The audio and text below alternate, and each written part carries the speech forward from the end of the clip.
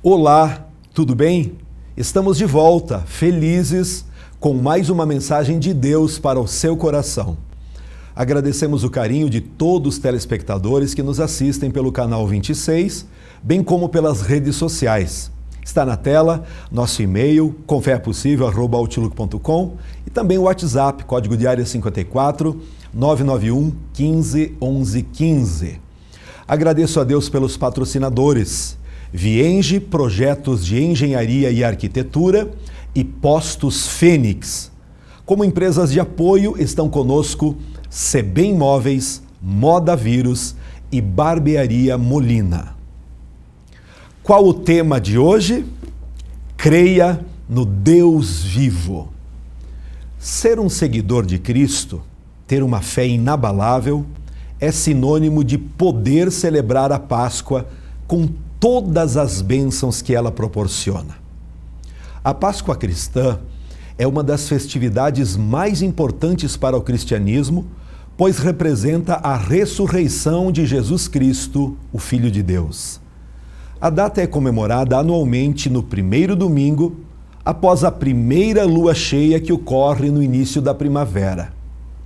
Dentro do cristianismo, diferentes religiões e denominações celebram a Páscoa de maneira diferente.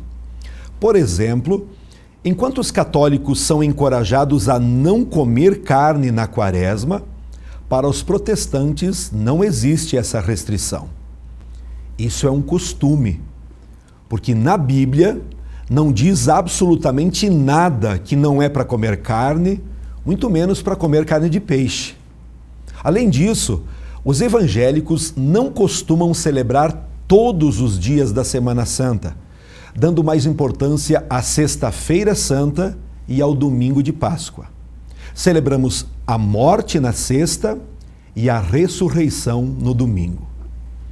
Durante os 40 dias que precedem a Semana Santa e a Páscoa, é um período conhecido como Quaresma. A Semana Santa começa com o Domingo de Ramos, que lembra a entrada de Jesus em Jerusalém, ocasião em que as pessoas cobriam a estrada com folhas de palmeira para comemorar a sua chegada. É impossível deixar de destacar que nós cremos num Deus vivo, poderoso, que manifesta seu amor e cuidado para conosco e que verdadeiramente Ele está vivo. Muitos ícones de outras religiões, líderes notáveis, foram sepultados e os restos mortais estão lá no túmulo, com certeza. Mas Jesus não, Ele ressuscitou. Foi visto pelos discípulos e conforme 1 Coríntios, capítulo 15 e o verso 6, a palavra é muito clara, diz que foi visto por mais de 500 pessoas. 500 testemunhas que viram nosso Jesus ressuscitado. Aleluia! A Páscoa era já comemorada antes do surgimento do cristianismo. Tratava-se da comemoração do povo judeu por terem sido libertos da escravidão no Egito, que durou aproximadamente 400 anos. Segundo a Bíblia, supostamente Jesus teria participado de várias celebrações pascais. Quando tinha 12 anos de idade, foi levado pela primeira vez pelos seus pais, José e Maria, para comemorar a Páscoa, conforme narram algumas das histórias no Novo Testamento. A mais famosa participação relatada na Bíblia foi a última ceia. Naquela ocasião, Jesus e seus discípulos fizeram a comunhão do corpo e do sangue, simbolizados pelo pão e pelo vinho. Então, o que aconteceu na Sexta-feira Santa? Sem dúvida, foi o maior ato de amor, entrega e obediência. Jesus é morto, pendurado numa cruz por amor à humanidade. Na Sexta-feira Santa, lembramos da morte de Jesus. Eu não sei o que você pensa sobre a morte. Estatísticas revelam que a morte súbita ataca 24 mil pessoas por mês no Brasil, uma média de 800 pessoas por dia. As doenças cardiovasculares são a principal causa e não faz acepção de pessoas. Crianças, adolescentes, jovens, mulheres, homens, de qualquer idade ou nação, pobres ou ricos, pretos ou brancos, crentes ou descrentes. Dizem ainda que a morte súbita mata mais do que a AIDS e o câncer juntos. Isso nos faz pensar em 2 pontos. Que todos, sem exceção, justos ou injustos, estão sujeitos a falecer de modo repentino com um problema de coração ou de outra enfermidade. A segunda é a de que precisamos estar preparados para a morte. Nos evangelhos, encontramos o relato de como tudo aconteceu. Na noite de quinta para sexta-feira, Jesus vai orar num jardim chamado Getsêmani e ele convida seus discípulos também. Leia na sua Bíblia, lá em Lucas 22, a partir do verso 41. Ele se afastou deles a uma distância pequena, ajoelhou-se e começou a orar. Vamos ler Lucas 22 e 41. O texto nos diz o seguinte: Pai, se queres, afasta de mim este cálice. Contudo, não seja feita a minha vontade, mas a tua. Em agonia, Jesus orava mais intensamente e seu suor tornou-se como gotas de sangue. A situação emocional de Jesus era a mais severa possível. No Getsêmani, Jesus já começa a ver o cenário da cruz. Coroa de espinhos com 2,5 polegadas cada espinho. Cravos de ferro com pelo menos 10 centímetros. Chicote com tiras de couro batendo em seu corpo. Em cada tira de couro tinha chumbo e osso. O chumbo era para fazer o hematoma e os ossos para cortar. A cada chicotada arrancava pedaços de carne. Lá no Getsêmani, Jesus vai sentindo o que lhe aguardava. Vê o soldado dando um soco em seu rosto. Vê outro soldado com uma lança furando o seu lado, de onde saía água e sangue. Vê alguém batendo em sua cabeça com uma cana de 1,80 m, momento em que os espinhos da coroa cravavam ainda mais. Isso gerava agonia e dor intensa. Um pelotão de soldados aparece juntamente com Judas, o discípulo que o trai com um beijo. O apóstolo Pedro tenta defender, cortando a orelha de um soldado.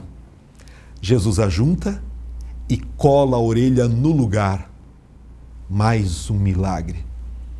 Jesus diz aos oficiais: por que vocês vêm a mim com espada e cacetetes? Sou eu um assaltante? Sempre estive no pátio do templo. Quando Jesus fora preso, os soldados vendavam seus olhos, batiam nele e zombavam, dizendo: profetiza aí, diga quem é que te bateu. Você consegue imaginar o que é alguém cuspir em seu rosto? Jesus foi chicoteado, esbofeteado, cuspiram em seu rosto. Ele teve que carregar a cruz. A cruz era nossa. Eu e você que tínhamos de carregar aquela cruz, era o peso do nosso pecado, das nossas transgressões. No Evangelho de Marcos, capítulo 15 e o verso 25, a Bíblia nos mostra tudo o que aconteceu. Eram 9h da manhã quando crucificaram a Jesus. Ao meio-dia, o sol se escondeu, houve trevas sobre toda a terra por 3 horas. Era 15 horas. Jesus dá um brado: Pai, nas tuas mãos entrego o meu espírito. e expirou. Jesus foi crucificado numa cruz por amor, para nos perdoar, para nos dar vida eterna. Você já refletiu sobre isso? Alguém morreu por amar você. Nos faltam palavras para expressar o sofrimento que Jesus passou. No livro de Isaías, o profeta, capítulo 55, e o verso 3 nos diz o texto: mas ele foi ferido por causa das nossas transgressões e moído por causa das nossas iniquidades. O castigo que nos traz a paz estava sobre ele, e pelas suas pisaduras fomos sarados. E o apóstolo Paulo continua lá em Filipenses 2,8, dizendo que, achado na forma de homem, humilhou-se a si mesmo, sendo obediente até a morte, e morte de cruz. Se você já assistiu o filme produzido por Mel Gibson, verá cenas impactantes, que são apenas uma pequena amostra do que Jesus passou em nosso lugar. A Bíblia diz que ele foi moído pelas nossas transgressões. Mas por que ele tinha que morrer daquela forma tão cruel? Por que um castigo tão terrível? A cruz teve origem na antiga Síria como uma forma de tortura. Foi adotada pelos romanos como forma de castigo violento, vergonhoso, doloroso e humilhante. A cruz se dividia em duas partes. A maior chama-se estirpe, pela sua postura ereta e alinhada, a parte que é fincada no chão. A menor era chamada de partíbulo, pesando cerca de 60 quilos, era a parte onde se pregavam as mãos dos condenados. E foi justamente esta parte que Jesus conduziu até o Gólgota, ou local da caveira, onde se executavam os mandados de morte. Do pretório até o Gólgota distava cerca de 1 quilômetro, e foi o percurso doloroso que Jesus percorreu em nosso favor. Hoje, este percurso lá em Jerusalém é chamado de Via de Sangue. Mas o que representa esta cruz hoje, para mim e para você? Ela representa instrumento de tortura e dor, pois a Deus agradou moê-lo, fazendo enfermar. Representa lugar de maldição, porquanto o pendurado no madeiro é maldito de Deus. A cruz representa o local de reconciliação. Assim como o pecado nos afasta, a cruz nos reconcilia com Deus. A cruz também representa lugar de escândalo e vergonha. Foi isso que Jesus suportou por nos amar. A cruz de Cristo tem uma mensagem muito profunda: tornar conhecidos os sofrimentos que o Senhor Jesus passou nas últimas horas aqui na terra. Trazer à memória que estes sofrimentos estavam preparados para nós. A cruz nos faz lembrar da humilhação e vergonha que ele passou em nosso lugar. Lembrar que ali, naquela cruz, todos o abandonaram, até mesmo o Pai. Que ali foi vertido o sangue mais limpo, imaculado, precioso e poderoso para perdoar o pecado de todos. E algo incrível é saber que Deus nos olha através desta cruz, a cruz de Cristo.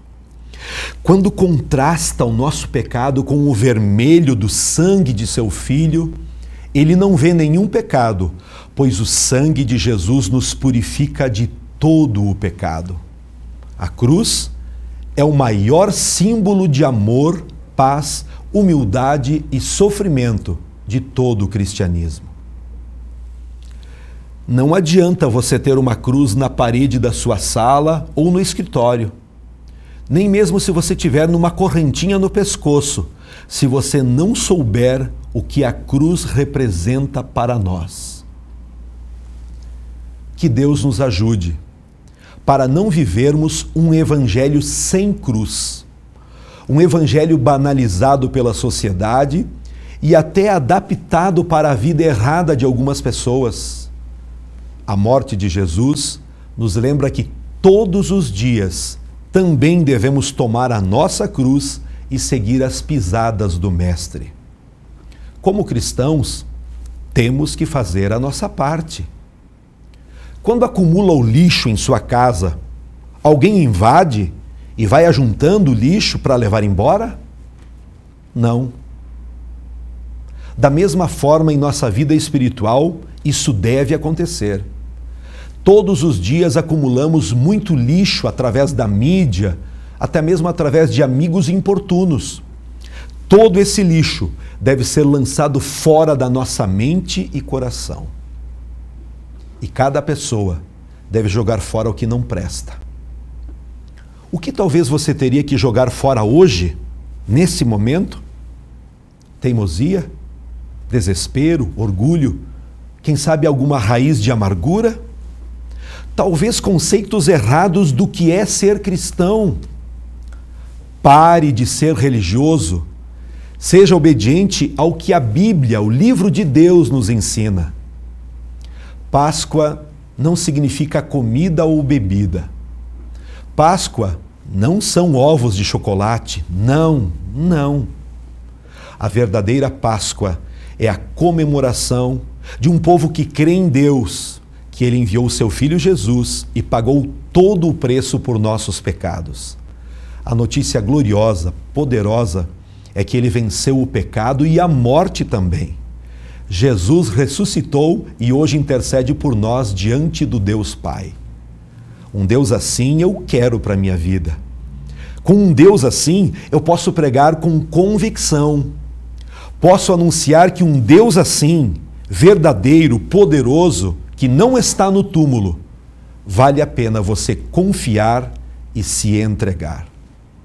Jesus prometeu: eis que estou convosco todos os dias, até a consumação dos séculos. Meu amigo, Jesus deu a vida numa cruz por você. Hoje você pode entregar a sua vida a Ele e começar a viver uma nova etapa, uma nova fase de muitas bênçãos. Creia com seu coração e se entregue para Ele, e você verá o milagre acontecer. Eu quero orar por você, quero abençoar a sua vida. Quem sabe você está doente, abatido, depressivo, se sentindo humilhado. Jesus morreu na cruz para te perdoar e transformar toda essa situação. Amém? Se possível, feche os seus olhos e ore comigo. Querido Deus, nós oramos confiando cada vez mais em Ti. Muito obrigado por ter nos amado ao ponto de ter dado seu Filho unigênito. E toda pessoa que crê em Jesus tem a vida eterna. Eu oro agora abençoando para que todas as pessoas sejam alcançadas com esta mensagem de fé, essa mensagem que transforma o mais terrível pecador. Obrigado, Jesus, porque através da Tua morte na cruz, hoje temos vida e vida abundante. Eu oro para que pessoas tenham o seu coração transformado e para que sejam libertos de todas as prisões. Oro também pela cura de enfermidades. Pessoas que estão nos assistindo e estão doentes, para que sejam curadas agora.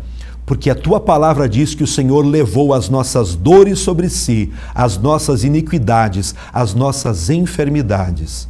Obrigado, Senhor.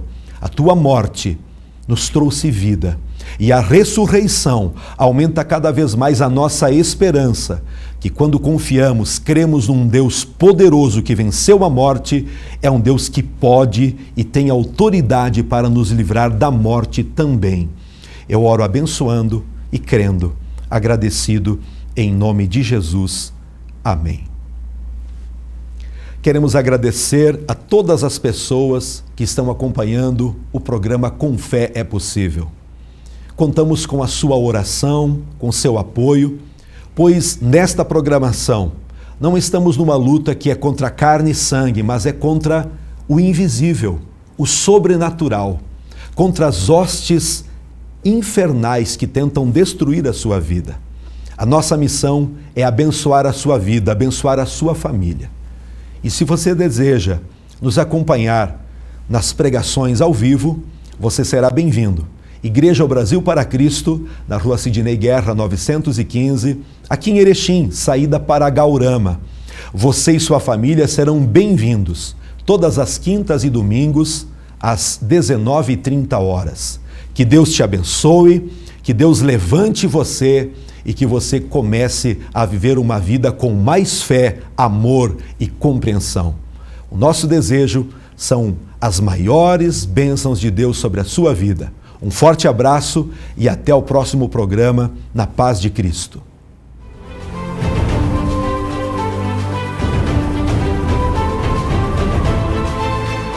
Que minha coragem seja maior que meu medo. E que minha força seja tão grande quanto minha esperança. Com fé é possível. Porque para quem tem fé, a vida nunca tem fim. A Vienge Projetos é uma empresa especializada em maquetes eletrônicas, residencial, comercial, industrial e agropecuário. Visualize seu projeto antes da construção. Entre em contato e solicite um orçamento. O posto que você abastece tá ficando assim? Está na hora de você conhecer um verdadeiro posto de serviços. Nos Postos Fênix você tem profissionais especializados que vão cuidar do seu carro do jeitinho que ele merece. Sem contar na qualidade do combustível Shell V-Power. Você roda mais e paga menos. E a cada R$200 em compras, você ganha um cupom para concorrer a um carro 0 km. Postos Fênix, na Rua Alemanha e Rua Espírito Santo, esquina com a Avenida 7.